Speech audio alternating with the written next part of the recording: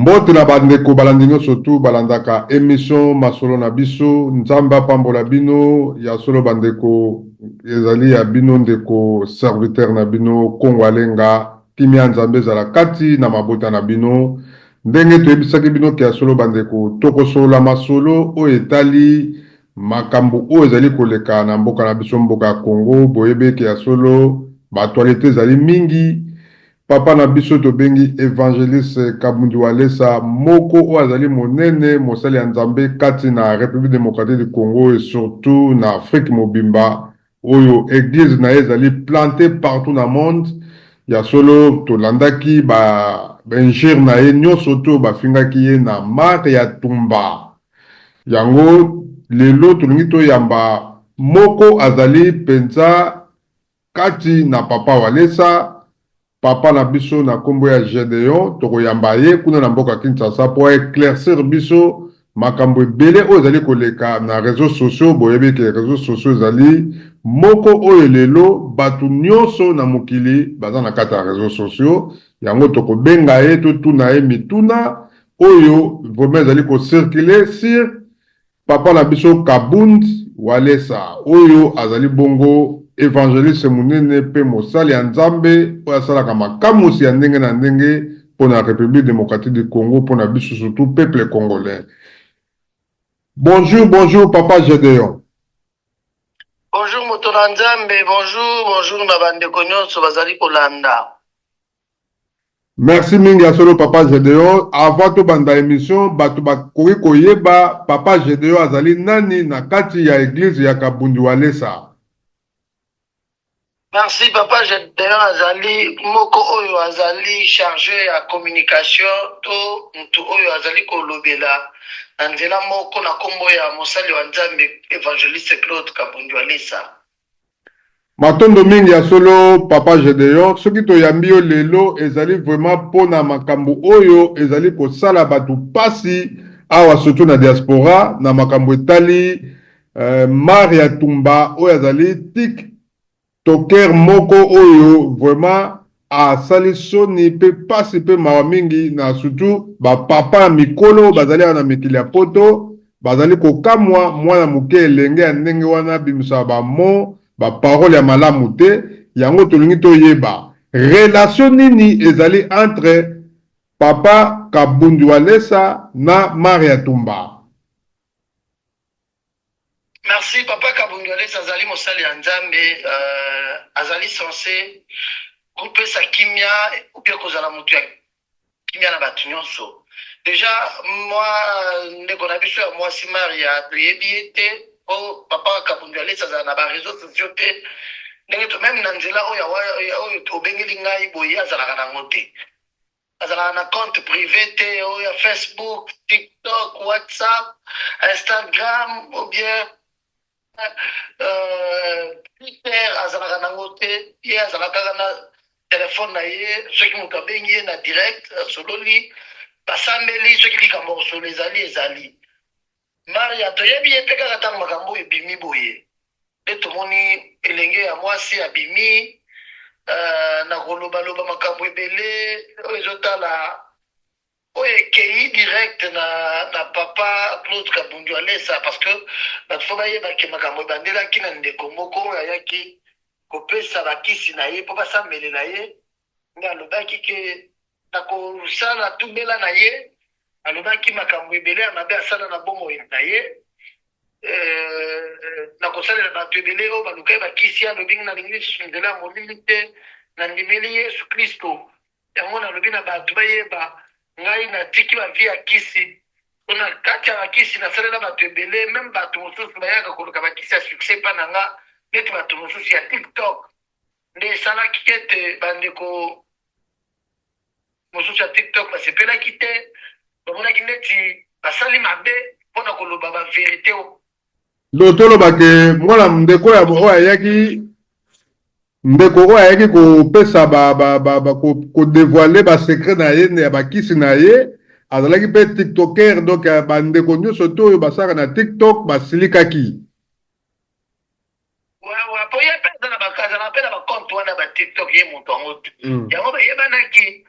et puis ayebanaki na ba oyo ya yebiki ayeko asali na kabango bakisi biso tozali église ezali na mosala moko ya konyamba bato komema bango epai ya Yesu. Église ezali te neti ezali kobundisa ekomi kobundisa bato non église ezali Yesu moko alobi venez à moi vous tous êtes fatigués chargés je vous donnerai du repos.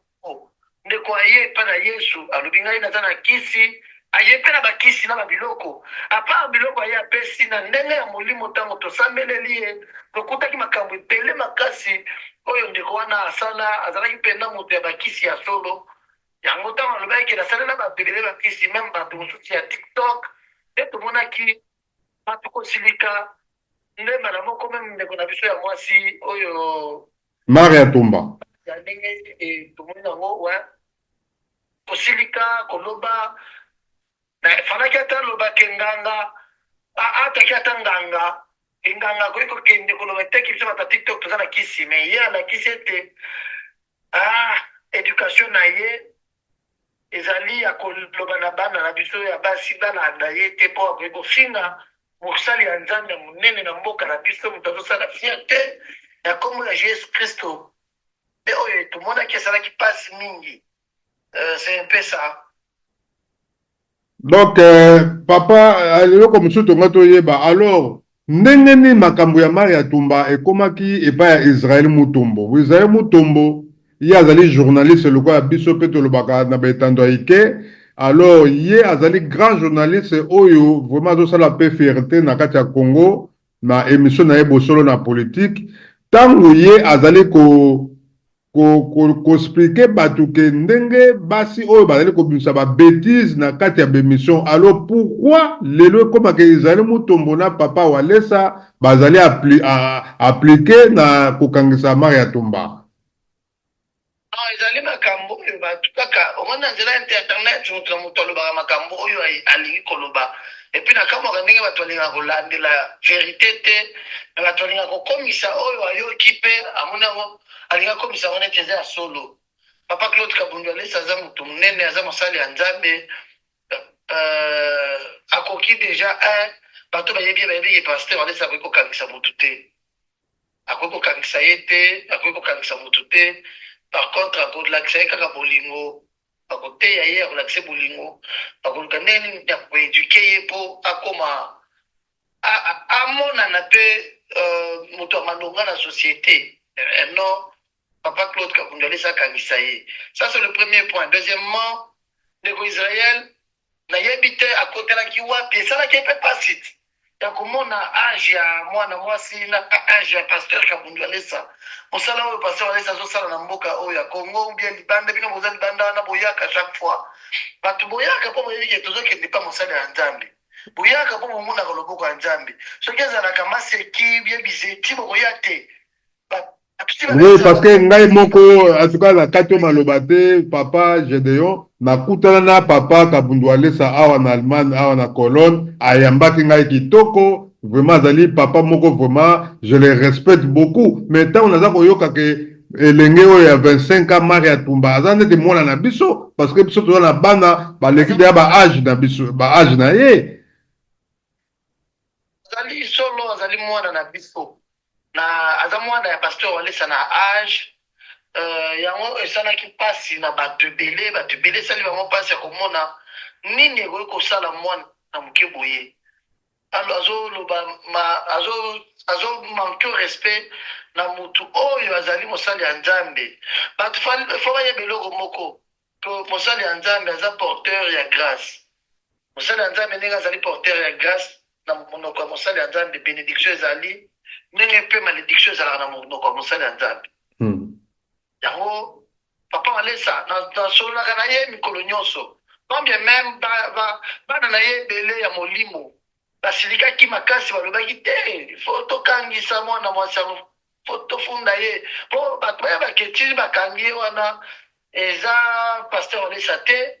pasteur Walesa te afundi ye ni bato ya pasteur Walesa te même bandimi na ye te nalobaki meme na bémission ebeleke bana ya pasteur Walesa bana na ye biologique te d'abord bana na ye ya molimo oyo bamoni loboko ya nzambe na ye basepelaki te balobi non ndenge mwana azali mwana moke boye asali boye faut kokorige ye kokorige mpe motu na justice ezali mabe te parce que justice même nzambe azoreconnaître yango ndenge azoloba la justice élève une nation c'est-à-dire na mboka oyo justice ezali mboka wana nzambe azali mpe na kati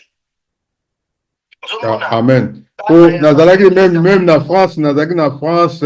namulaki toyaki na ba papa Diago Walesa, ba mama nyonso tu bazalaki na kan mwana mwasi oyo penza toyebi te asali nini po abimisa makambo boye. Ya solo bato bazalaki na kanda. Mais papa Lesi, Denis Lesi, voilà. Denis Lesi ayaki bakutalaki na papa Walesa.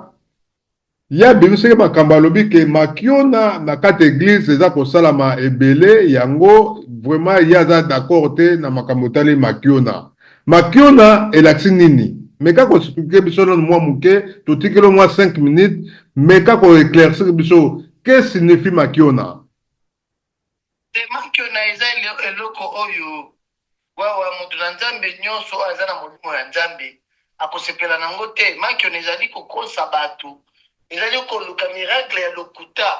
kolakisa bato oza na nzambe omoma oyo oza na nzambe te seke koluka bamaladi ya lokuta kokomisa bango neti nzambe abikisi bango or eza nzambe te kofuta bato bambongo kosenga bato oya okosaka omonaka te epuis ntango nga na kosambelela yo omoni c'est-à-dire eza bato bazalaka na nzambe te nde bakosaka bato bongo mpo bato bamona neti baza na nzambe omoni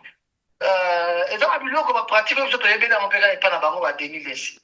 nde toyoki makio nango eza nini bazoloba terme or se bango nde bayebi makambo wana ndenge basalaka yango sikoyo biso toza na nzambe ndenge toloba toza na lesa mobishi seke nzambe ya mobimba ya oyo akeli likolo na mabele nzambe oyo abikisaka bato nzambe oyo apambolaka bato bato ebele oyoki alobi nalali naloti papa walesa ayawa alati bilamba ya baminganga mbala moko atubi nga tonga maladi nazalaki nango esili nzambe wana alataka elongi ya mosali na ye mpona kosala makambo ya minene na bandako ya bato na bomo ya bato yango omonaka bato monde entier baza sekue soki bayokike paster walesa azali na mboka tel bayaki ebele soki bayokike paster walesa aza na priere tozala na stade de martyre bato bayaki ebele église bato bayaki ebele chaque fois mpo bayebiki biso toza na nzambe ya solo oyo bayaka na bapota butu babeti kisi basambeleli ye ayoki bien sur place atambola akini mbambo nzambe wana nde toza na ye yango tozalaka na esengo mingi ya koloba partout ke biso toza bana nzambe yango eloko wana ya mankiona ezali eloko ya bato baza na nzambe te nde bato bazobunda mpona komilakisa na bato ke toza na nzambe yango banyokomaka bapesaka bambongo balukaka bato nzambe balobelaka ye te esika nzambe azali eyebanaka esika nzambe azali bato bayaka wana bavandi mpo bayebi ete nzambe azawa esika nzambe biso deja saka toluteyake biso nde toza na nzambe mpo monde entier eyebi ke na maboko ya paster walesa bango na bato bakufa nzambe kozongisa bango na bomoi na maboko ya paster walesa bato baza na misala te bato bazotambola bato bazolina bamakambo makasi nzambe kopesa bango misala nzambe kobikisa bamaladi incurable maladi incurable ya popito eboli bato wana ya paster walesa bolingo aza nango na bato po nzambe aza bolingo okoki jamai kolobaki olingi nzambe soki olingi moto azalaka pembeni na yo te bato wana ya paster walesa amoni mpasi ya moto mosusu elati ye akotisi loboko na libenga na ye abimisi mbongo $10,000 $5,000 abinapesi yo banda mpe mosala luka mpe eloko akosala luka mpe vi na yo asombi motuka mpe ti moto asomba bamapango na baeglize ya bato ya babengisaka boya ye kosala wana baza na difficulté adi bato bazosambela nzambe na condition ya mpasi boye mpo na nini bato bazosambela nzambe na bazofutela mbuli mpe ntima ezokota alimoni abimisi mbongo asomeli bango lopango asali motu wana aza na bolingo wana aza motu ya nzambe biso tozali na nzambe ya solo akeli likolo na mabele yango mpe totutaka tolo te soki otalatala bakampagne na biso ndenge tosalaka atala bafiche okomona jamais tokomike boya okomona o nzambe akosala te biso toloba na bato kaka boya koyoka liloba ya nzambe nzambe aza na kati ya liloba na ye na liloba nde nzambe azopambola na liloba nde nzambe azobikisa na liloba nde nzambe azosala makambo nyonso surtout bana batika boye koyoka liloba ya Nzambe, c'est un peu ça. En tout cas, matondo mingi, papa Gédéon, Torozoyo, Penza, Mbala Semande, Torosala émission Moulaye mingi na yo. Vraiment, en tout cas, merci mingi. Na ebite, message nini lelo oyo kotindela, surtout, ba TikToker oyo, ya basi, oyo baza bilenge pe bazo sala, na oyo mibali, parce que, biso surtout to na kata TikTok, to na ba YouTube. Alors, message nini to oyo kotindela, biso ba TikToker oyo tozali koloba na etando eke. Ouais, TikTok ezali réseau social oyo ezali ko faciliter na communication, bato bakutana basolola basala makambo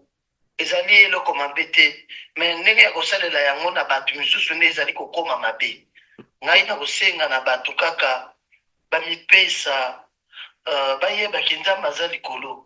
na nyonso tokoki kosala neti mosala ou bien lokola mosala tosali yango, mais tozala na respect ya bato, tozala na respect, tozala pe na bolingo ya mboka na biso, tozala na bolingo ya bato oyo ba être humain, tozala na respect, tobanga surtout Nzambe po moto aleki biso aza kaka Nzambe tapesi biso souffle de vie. Na kosenga na bandeko oyo bazali konyokwama makasi na situation wana ke moto aleki biso eza Nzambe, tobanga ye.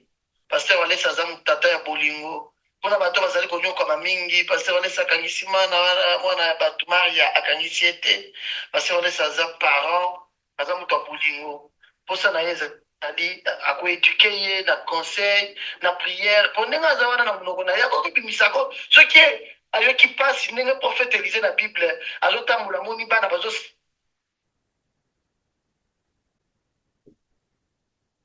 babali ya bana oyo banya bato babali ya bango. Prophète ya Nzambe aza na maloba wana akoki mpe koloba lelo ata liloba moko Nzambe akomisa ata motu moko aveugle, ata bato bakomi baaveugle boye. Pourquoi? Parce que basali mpasi na motema ya mosali ya Nzambe, mais azotala alobi mpona nini na kosala yango. Ngai naza tata ya bana, naza moto ya bolingo, aza na ye problème te. Oyo eza vrai, eza eke bandimi oyo ya message na ye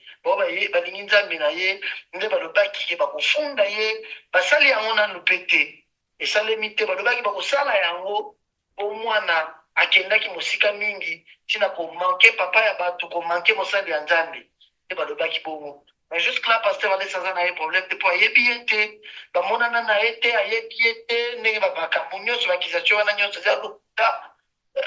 bato bazosala mosala, motu nyonso asala mosala na ye bien. Alors papa Gédéon, lelo Maria Tumba azali kolanda yo esika azali wana, message nini oyo lelo ye moko papa Kabundu Walesa yo zalaka na ye, eloko nini oyo papa Kabundu Walesa aza koloba surtout na Maria Tumba soka ye na se mabolongo na ya kolimbisa ye? Alesa déjà alimbisaki ye parce que aza mosali ya Nzambe, azata na ye problème te, azali mwana na ye, aza ndenge na lobaki na ebandela aza age ya bana ya papa Kabundu Walesa. Papa Kabundu Walesa aza na problème na Maria te, aza na problème na Satan. Bitumba na ye ezali yake mboka na biso ekoki kozala domine na Satan te. Défi na ye ezali contre banganga, contre bandoki bandimela Nzambe. Na Maria te, Maria azali mwana na ye, alimbisi ye déjà. Maria place azali ayeba kaka na kobanga mikolo, kobanga bapapa ya bato, asala mosala na ye bien. Nzambe asunga ye amipesa mpe asamelaka mpe andimela mpe Nzambe po soki oza na fruit ya bonzambe kati na yo okozala na respect envers bato misusu, parce que le respect fait partie ya présence ya Saint-Esprit. Ya Saint-Esprit. Merci. Respect ya korespecte mpe alobi oyo aza papa ya bato, papa ya bato barespectaka ye, mobali ya bato barespectaka ye. Mais ntango na mboka na biso Kinshasa c'est comme si respect ya bato ezali lisusu te. Boye na biso na kati na esika oyo toyebi eza secret mpona moto. Donc tomonaki na kati ya réseaux sociaux, tomoni na keli lebeli sur Madame Maria Tumba. Lelo boye na biso ezali tout simplement parce que l'État abengisaki kia na biso ndeko Israël moko aya koenseigner ye parce que azali parmi babiki ya mingi ya koloba ye tozala kaka te ye nde moto afundi te soki soki totali na makoki oyo ya leta azali mpe na attitude ya kopoursuivre oyo azali kosala bapepa ye mpe azalaki victime batuni ye kaka mais tomonaki awa na kati ya makoki bavideo oyo elongi na yo esute makambo nayebi ya donc yaye nyonso yango wana donc ye mpe na kibobokiso na ye akoki kofunda bato te donc ya kosala mpona mboka mpona ekolo mpona leta mpona koakompagne po tozala na sécurité pepe sociale ndenge tokaka esalemi yango yo tozala biso na kati. Merci.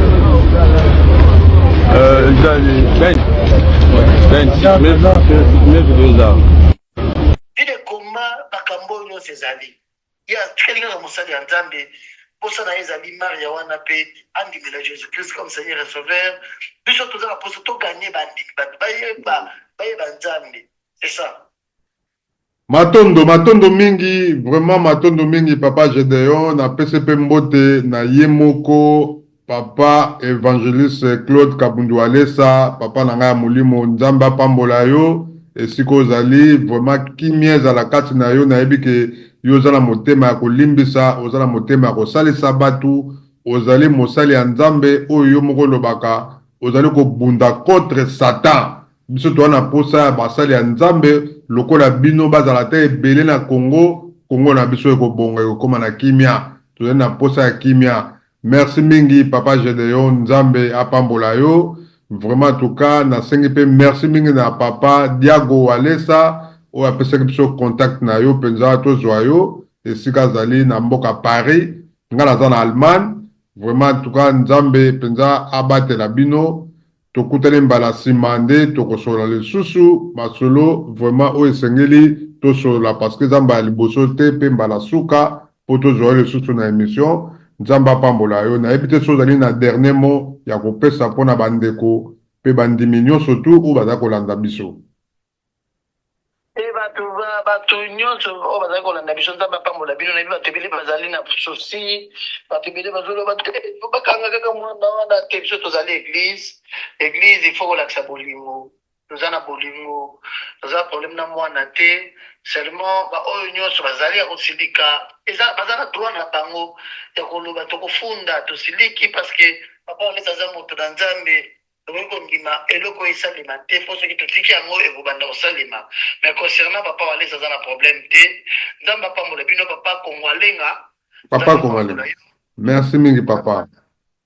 Pesi biso Nzambe apambola Diago walesa Nzambe apambola sala kitoko azali kosala kala mingi te pasteur walesa azali koya na mboka ya France na Paris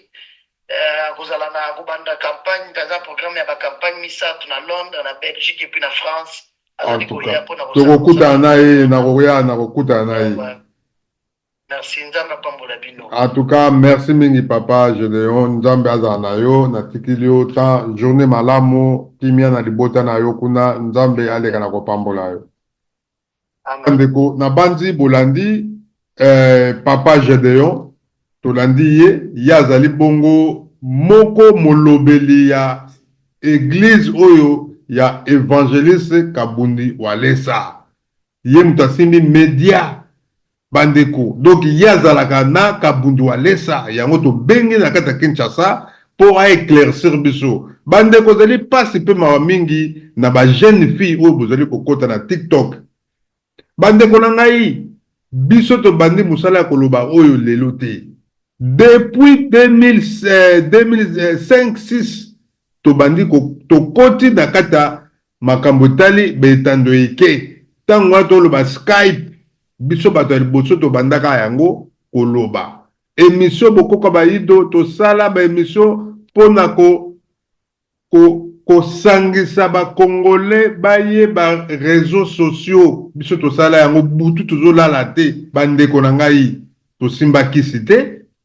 Ngande kola biloko ngalenga na yebi kisi te na yebi kutu couleur na ngo ndenge ezalaka te kisi kaka loba oyo komela ba algo ba paracetamol mais koyeba ba kisi ko to bengi oyo peut-être kozwa kisi po salaka bato mabe to koma na succès po succès kozala ngo po okanga ba ninga oyo baza kosala ba émission ya bien yo kolingo ke no kanga yango po oyo ya yonde eleka ya muninga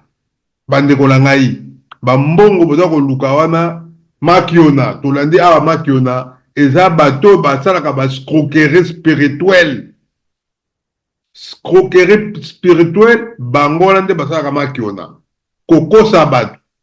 Moto ayeba kongo alenga bapesi yo 10 000 20 000 kongo alenga kende na eglise wana lobake no yo obiki ozalaki boye komi boye ozalaki kobuka na lokolo ebongi yango babengi makiona. Tomonaka yango bapaster ya lokuta na banigeria na bakongo wana na RDC baza ebele. Denis Lesiti abimisaki yango mpo ayebi scroquerie spirituelle. Bandeko na ngai toza na posa ya basali ya nzambe ya solo. Papa Walesa ye wana na ngai tokutana na ye mbala liboso tokutana bandeko na ngai na ndima teke mosali ya nzambe akoyamba ngai ndenge wana. Appelé campagne na ye appelé campagne. Mais Papa Walesa kotisa ngai alobi boya na ye boya na journaliste wana ya naza na posa kosola na ye asalanga interview awa appelé campagne bandeko. Mosali ya nzambe oyo toyebi ya bakongolais oyo tomonaka mosusu baza baorgueilleux. Mais Papa Walesa aza na eloko wana te ayamba ngai toza kosimbana tala ndenge tozo doki onire toyebana kala bato nini babiki te pa ya Papa Walesa ndenge Papa Gedeon alobi bato baza na pasi aza kobikisa bango bato baza na bamaladi aza kobikisa bango meme basali na ye bazwi dongo wana basali na ye bazwi mpe dongo wana baza kobikisa bato. C'est ça la force spirituelle oyo nzambe atiaka kati na mutu akabolaka yango mpe na bato na ye ndenge Yesu asalaka kati na bapotre na ye ndenge kimbangu asalaka mpe na bapotre na ye bango nyonso bakoma kosalisa bato bangunza. Bandeko na ngai ndenge mpe Papa Walesa aza kosalisa bato mpe bato na ye nyonso tu oyo bazali na baeglise nyonso tout partout dans le monde bakobikisa bato. Maria Tumba vraiment en tout cas maman avec respect oza kutu mwana parce que biso toza na bana za baleki na ba âge oza mwana mais tant toza komona boye ezosala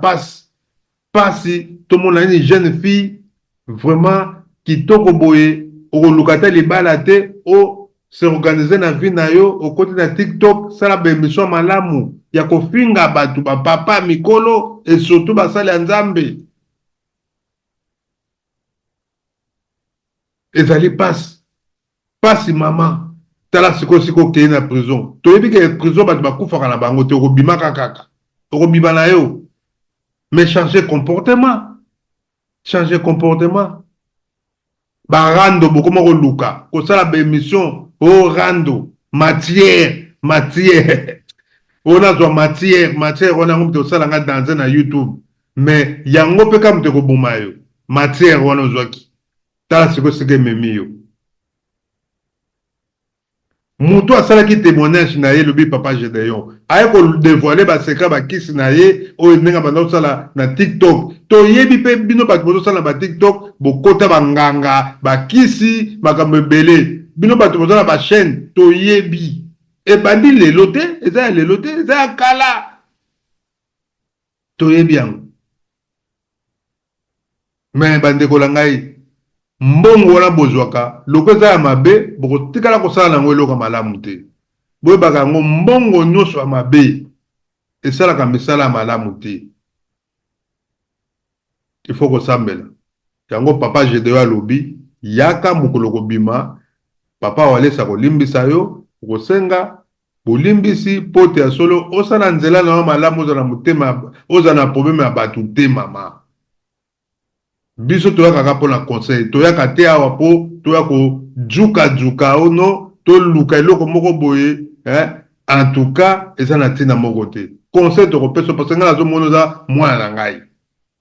po je de fille oyo baza na plus âgé que yo Maria Tumba conseil yango wana senga bolimbisi et puis bino bato bosaka ba émission ko finga batu bino bato bosaka ba émission ko finga na koyaka na ba bêtise na TikTok bana mingi na poto bakomi ko beba likolo ya ba mama o ba bisaka ba bêtise bakomi pe ko loba yango ba moana tina Kinshasa donc ekomi TikTok ekomi lokola donc na yebite susu ba congolais ba tozwa yango soki ndenge nini vraiment ezali passe pour la kosukisa bandeko na ngai papa Israël Mutombo aza journaliste invertisseur ya munene oyo alukaka ba information partout na Congo aza kosala musala oyo biso to apresaka ye parce que aza koyela biso ba information vrai oyo pona ba politicien ya miyibi pona bato nyonso to bato donc ndenge mboka aza kobeba partout le intérieur ya kendaka aza koyela biso ba information biso to ko apprécier to na posa na ye to na posa na ye Israël Mutombo azala nanu wana alotaka tomona deja mabe moko za kokota na TikTok ezala bato basalaka ba émission malamu na kati ya TikTok bazali loka ba Dide Masuki baza ebele basalaka ba émission moko zo sentir que oui ya ba terre à terre te alotaka tomona ke ba bêtise basi moko bona kati ya Kinshasa bozo kotisa bozo bimisa ba bozo sala ba émission moko pena ya malamu te. Mais c'est normal, à quoi interpeller bino. Israël Mutombo, a la raison, à quoi interpeller bino. Et ça, quand tu es contre Yo Maria Tumba, to contre un tel, non, il y a ça là comme ça là, normal, na bosolo na politique. Yango bandeko langai, to comme la personne na souka masolo na biso, to solo na papa Gédéon, to yaki poto éclaircir bino, vraiment, oyo ezali koleka Maria Tumba batiki Israël Mutombo te mutakangisi ye ezali pe papa na biso évangéliste Claude Kabundo Walesa te mutakangisi ye Maria Tumba bakangi ye na justice mikolo tozali na Constant Mutamba ministre ya justice atie ba loi ye mo pa lobaki yango alobaki ke même bato baza kosala na TikTok tokolandela bango olobi makambo ya mabe bakolandela yo osali ba émission contre ya mabe to kofinga batu na kati ya Congo bakolandela yo ndeko yo vandaka na poto saka na TikTok kofingaka batu kende Kinshasa bakozwa yo yango bandeko na ngai toza kobeta mbela en tout cas vraiment en tout cas bandeko toyebake mboka la biso mboka ya Congo ezali mboka moko il faut tolinga yango tolinga mboka na biso parce que c'est notre pays tolinga yango tolinga na pe biso bato nzambe apesi pays wana c'est notre pays mais biso nzambe apesi pays yango tolingana tala mboka na biso soki eza kobeba parce que banganga bakomi ebele bandoki na ba famille bandoki ba doki famille nyonso to ekoma kolukaka elia bato kofone bato nzoka tozoyeba te tozoboma biso moko mboka na biso tozoboma culture na biso tozoboma une nation mpo na nini kindoki mpo na nini kosala yango ezali mpasi mingi bandeko yango napesi mbote na mama na biso Vicky Mabanda mbote na yo mama na biso Vicky Mabanda na reine ma papa na biso Diago Walesa o azali bongo moko penza o asimbi ministère ya délivrance na kati ya France nzambe abatela ya pambola e pe na pesi mbote na ye moko papa na ngai Kabundi Walesa nzambe azala na yo et surtout merci mingi na papa Jonas na ndenge ondimaki papa na biso Gédéon pardon ndenge ondimaki vraiment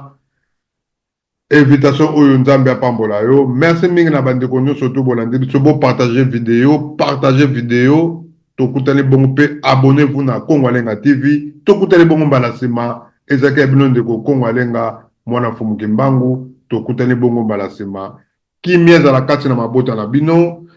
nzambe apambola bino merci mingi na Pascal Kabundi Walesa na kimia ozali kokotisa mpona likambo tali Maman la biso Maria Tumba pe merci mingi na Israël Mutombo ndenge boza ba innocent bino te bato porter plainte totiki nyonso na maboko na bino nzambe apambola bino tokuteli bomba la sema matondo mingi. Oh, ja, Congo fait la paix, je m'appelle le Souraba, Leba, Sali, 1 plus 1, fait la paix, la Babylone,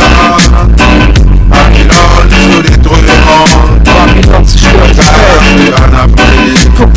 le pays se détruit, l'islam de Babylone, alles in Babylone,